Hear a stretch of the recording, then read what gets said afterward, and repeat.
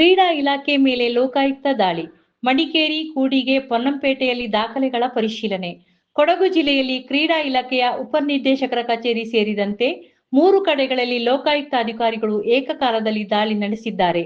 ಮಡಿಕೇರಿಯಲ್ಲಿರುವ ಕ್ರೀಡಾ ಇಲಾಖೆಯ ಮುಖ್ಯ ಕಚೇರಿ, ಕೂಡಿಗೆಯ ಕ್ರೀಡಾ ಶಾಲೆ ಹಾಗೂ ಪೊನ್ನಂಪೇಟೆಯ ಕ್ರೀಡಾ ವಸತಿ ಶಾಲೆಯಲ್ಲಿ ಲೋಕಾಯುಕ್ತ ತಂಡ ದಾಖಲೆಗಳ ಪರಿಶೀಲನೆ ನಡೆಸಿದೆ.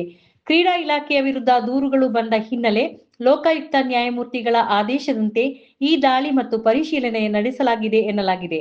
ಲೋಕಾಯುಕ್ತ ಡಿವೈಎಸ್ಪಿ ದಿನಕರ್ ಶೆಟ್ಟಿ ನೇತೃತ್ವದ ಅಧಿಕಾರಿಗಳ ತಂಡ ಬೆಳಿಗ್ಗೆಯಿಂದಲೇ 3 ಸ್ಥಳಗಳಿಗೆ ಭೇಟಿ ನೀಡಿ ಅಗತ್ಯ ದಾಖಲೆಗಳು, ಆಡಳಿತಾತ್ಮಕ ಕಡತಗಳು ಹಾಗೂ ಹಣಕಾಸು ವ್ಯವಹಾರಗಳಿಗೆ ಸಂಬಂಧಿಸಿದ ಮಾಹಿತಿ ಕಲೆ ಹಾಕಿದ್ದಾರೆ.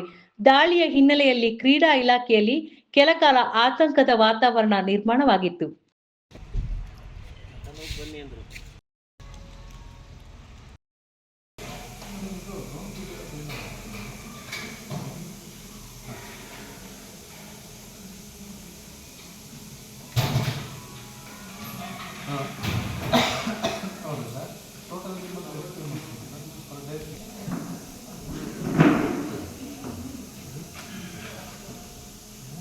ಸರಿ